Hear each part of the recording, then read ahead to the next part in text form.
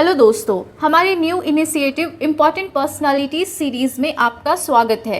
इस सीरीज में हम मॉडर्न हिस्ट्री ऑफ इंडिया के इम्पॉर्टेंट पर्सनालिटीज़ के बारे में विस्तृत चर्चा करेंगे, जो आपके अपकमिंग प्रीलिम्स एवं मेंस एग्जाम के लिए काफ़ी महत्वपूर्ण होगा। इससे आपको मेंस एग्जाम में आने वाले इम्पॉर्टेंट पर्सनालिटीज़ के सेक्शन को सॉल्व करने में आसानी होगी। साथ ही आप प्रीलिम्स एग्जाम में भी इम्पॉर्टेंट पर्सनालिटीज़ रिलेटेड क्वेश्चंस को ईजिली सॉल्व कर पाएंगे। आज के वीडियो में हम जिस महान व्यक्तित्व की चर्चा करेंगे वो है संपूर्ण क्रांति के प्रणेता और क्विट इंडिया मूवमेंट के नेशनल हीरो लोकनायक जयप्रकाश नारायण। इस वीडियो में हम पहले जयप्रकाश नारायण जी के बारे में विस्तृत चर्चा करेंगे और अंत में आपके प्रीलिम्स एग्जाम के पॉइंट ऑफ व्यू से इम्पॉर्टेंट वन लाइनर फैक्ट्स भी देखेंगे। लोकनायक के नाम से मशहूर जयप्रकाश नारायण महान स्वतंत्रता सेनानी, समाज सुधारक और राजनेता थे। एक ऐसे गांधीवादी व्यक्ति का नाम लेने को कहा जाए जो आवश्यकता पड़ने पर क्रांति का मार्ग अपनाने में भी पीछे ना हटा हो, तो जुबान पर एक ही महान व्यक्ति जयप्रकाश नारायण जी का नाम आएगा, जो अपनी जुझारू प्रवृत्ति और अभूतपूर्व नेतृत्व क्षमता के कारण अपने समकालीन युवा वर्ग ही नहीं बल्कि पूरे जनमानस के लोकप्रिय नेता बनकर उभरे और उन्हें जनता ने लोकनायक के संबोधन से विभूषित किया। लोकनायक जयप्रकाश नारायण का जन्म बिहार प्रांत में छपरा जिले के सितब दियारा नामक गांव में 11 अक्टूबर 1902 को हुआ था। उनके पिताश्री का नाम श्री हर्षु दयाल एवं माताश्री का नाम श्रीमती फूल रानी देवी था। इनकी विचारधारा मार्क्सवादी और गांधीवादी थी।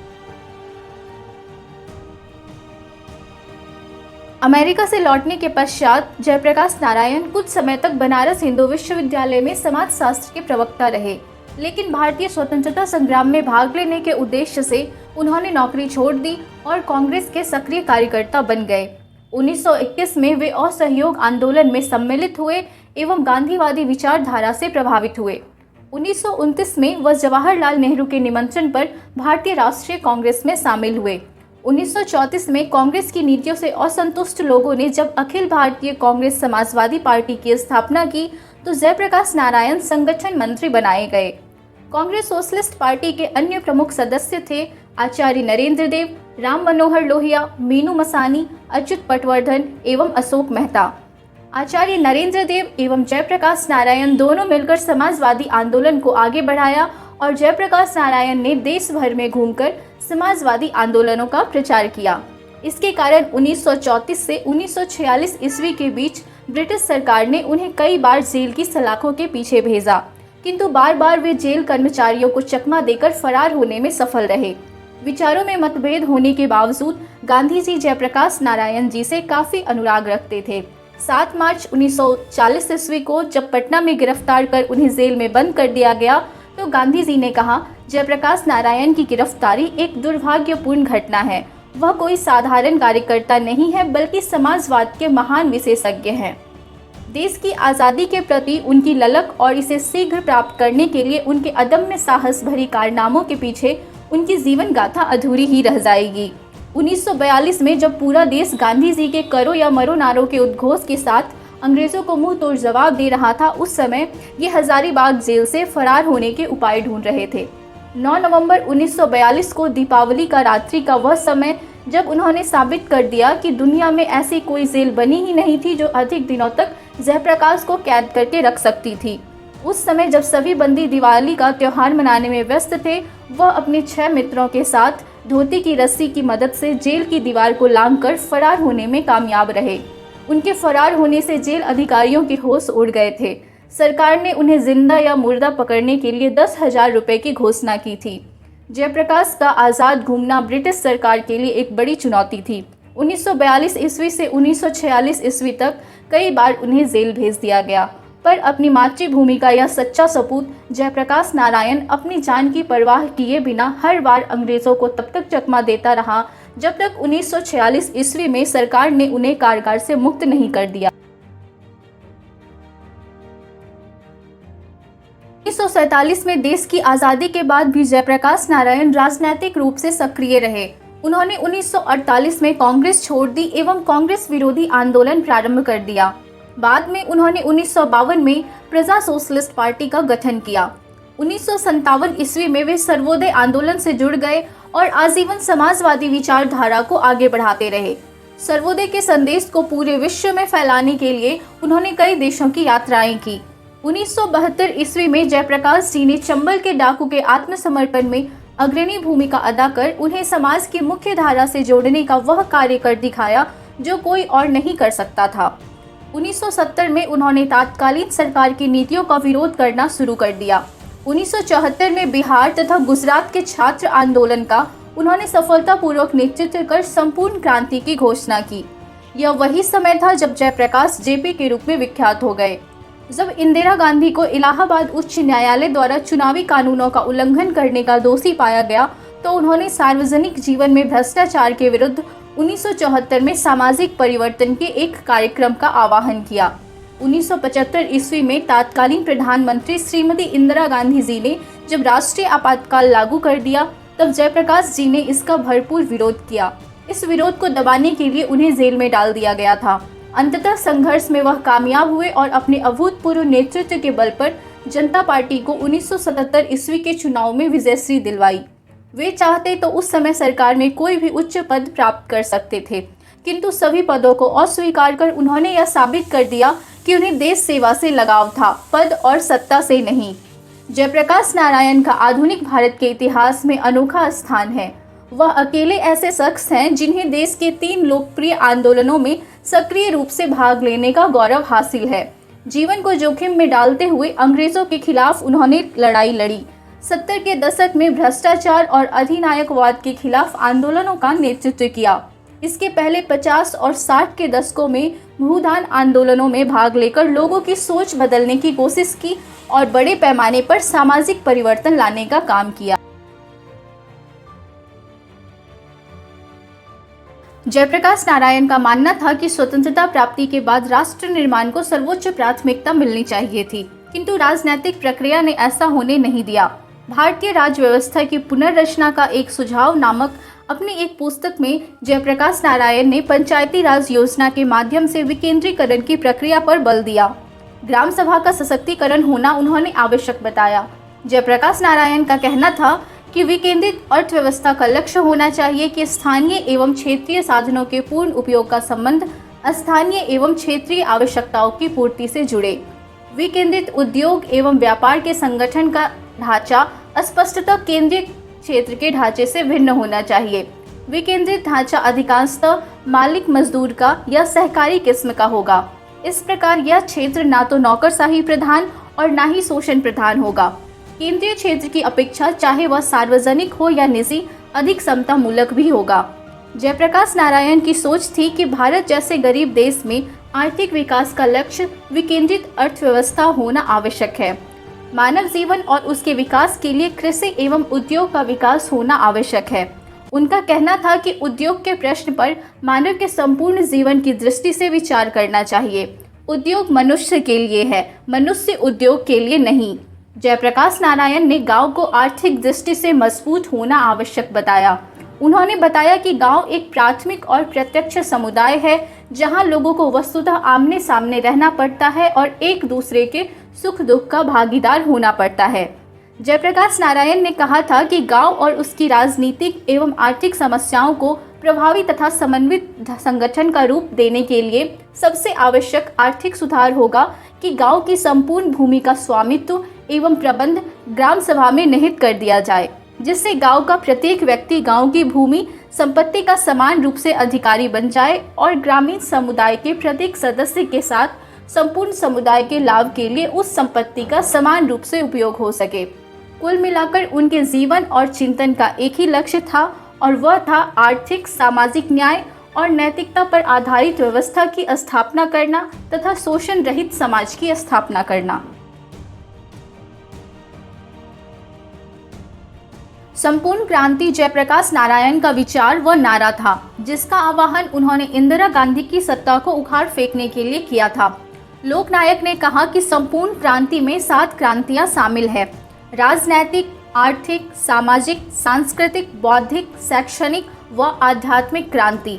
इन 7 क्रांतियों को मिलाकर संपूर्ण क्रांति होती है। पटना के ऐतिहासिक गांधी मैदान में जयप्रकाश नारायण ने संपूर्ण क्रांति का आह्वान किया था। मैदान में उपस्थित लाखों लोगों ने जात पात, तिलक, दहेज और भेदभाव छोड़ने का संकल्प लिया था। उसी मैदान में हजारों हजार ने अपने जनेऊ तोड़ दिए थे और नारा गूंजा था, जात पात तोड़ दो, तिलक दहेज छोड़ दो, समाज के प्रवाह को नई दिशा में मोड़ दो। संपूर्ण क्रांति की तपिश इतनी भयानक थी कि केंद्र में कांग्रेस को सत्ता से हाथ धोना पड़ गया था। जयप्रकाश नारायण, जिनके हुंकार पर नौजवानों का जत्था सड़कों पर निकल पड़ता था, बिहार से उठी संपूर्ण क्रांति की चिंगारी देश के कोने कोने में आग बनकर भड़क उठी थी। Now some prelims facts. Jayaprakash Narayan, whose name means victory to the light, was born on 11th October 1902 in the village Sitabdiara of Saran district of Bihar. He was the fourth child of Harshu Dayal and Phul Rani Devi. At the age of 9, JP made his first break with the village and was admitted to the 7th class of the Collegiate School at Patna. At Patna Collegiate, he transformed himself into a prolific reader. Along with the magazines based on politics and social ideals, he also read the Bhagavad Gita. A brilliant student, he excelled in his studies and completed school in 1918. He sat for the state public matriculation examination and was awarded a district merit scholarship to Patna College. He was married to Braj Kishore Prasad's daughter Prabhavati. For his higher studies, he moved to the United States in 1922. JP reached San Francisco in October 1922 via Japan. He had his education in US for 7 years from 1922 to 1929. In the beginning, JP worked in the fruit ranch, setting out grapes to dry in the sun to be made into raisins in the factory. Then he joined the University of California at Berkeley. He lived in a rented room, earning by working in restaurants, waiting at the tables or washing dishes, and by taking up odd jobs on Sundays. During the vacation, he again looked for work in the countryside.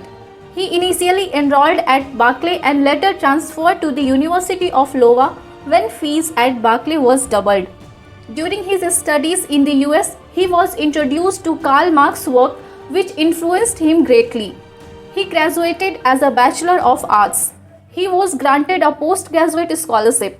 The subject of his thesis for his Master of Arts was Social Variation. It was declared the best paper of the year. JP left for India in September 1929 and reached India in November 1929. On reaching India, he was invited by Jawaharlal Nehru to join the Indian National Congress in 1929. Mahatma Gandhi became his mentor in the Congress. He participated in the civil disobedience movement against British rule and was arrested in Madras in September 1932 and was sent to Nasik Central Jail. After his release, he played a major role in the founding of the Congress Socialist Party, which Acharya Narendra Dev as its president and JP as its general secretary. He intensified his role in the Indian freedom struggle and was imprisoned by the British again in 1939 for his opposition to Indian participation in World War II on the side of Britain. During the Quit India movement, Jayaprakash Narayan, along with 5 other members, escaped from the Hazaribagh jail on the day of Deepavali. He founded the Azad Dasta at Bakri Ka Tapu in the Rajvilas jungles of Nepal during the Quit India movement. The members were trained for guerrilla warfare. However, Narayan was recaptured by the British in a running train in Punjab in 1943 and sent to Lahore jail. Jayaprakash Narayan was released on 12 April 1946 by a reluctant British Viceroy Lord Wavell in response to a personal appeal by Mahatma Gandhi, and this day was celebrated as Jayaprakash Divas. He, along with many other prominent socialist leaders, left Congress Party in 1948 and started an anti-Congress campaign. He formed the Praja Socialist Party in 1952. In 1954, Narayan left electoral politics to focus on the Sarvodaya movement based on the Gandhian principle and the Bhudan movement by Vinoba Bhave. In the year 1959, he made a great effort for the reconstruction of Indian polity and proposed a 4-tier hierarchy, that is, village, districts, state and union council, Chaukamba Raj.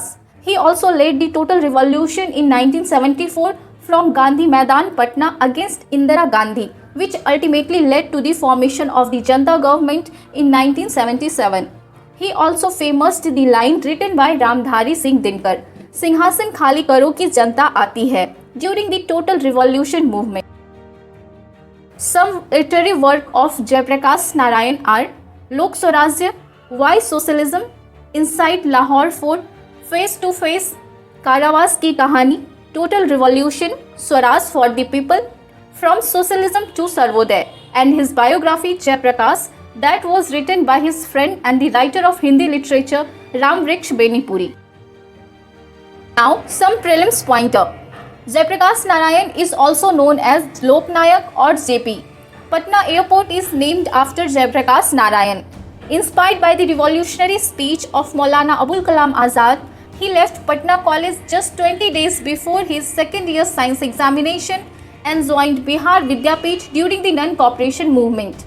In the year 1928, he played an important role in arbitration to pacify the workers' strike at Jamshedpur steel plant and helped in dismantling the atmosphere of constant struggle between the workers and the owners. JP was commander of Dhruv Dal formed during Quit India movement. Jayaprakash Narayan was recognized as the heart of India, the king of the hearts of the youth. He also established Sarvodaya Ashram in Sikhodra village of Nawada district. He was also president of All India Railwaymen's Federation between 1947 and 1953. The largest labor union in the Indian Railways. In 1965, he was awarded with the Raman Magsaysay Award for Public Service. He died in Patna, Bihar on 8 October 1979 due to effects of diabetes and heart alignments. JP was posthumously honored with the Bharat Ratna, India's highest civilian award, in 1999 in recognition of his social work. His personality was so eminent that Ramdhari Singh Dinkar had said, कहते हैं उसको जय प्रकाश जो नहीं मरण से डरता है, ज्वाला को बुझते देख कुंड में स्वयं कूद जो पड़ता है। धन्यवाद।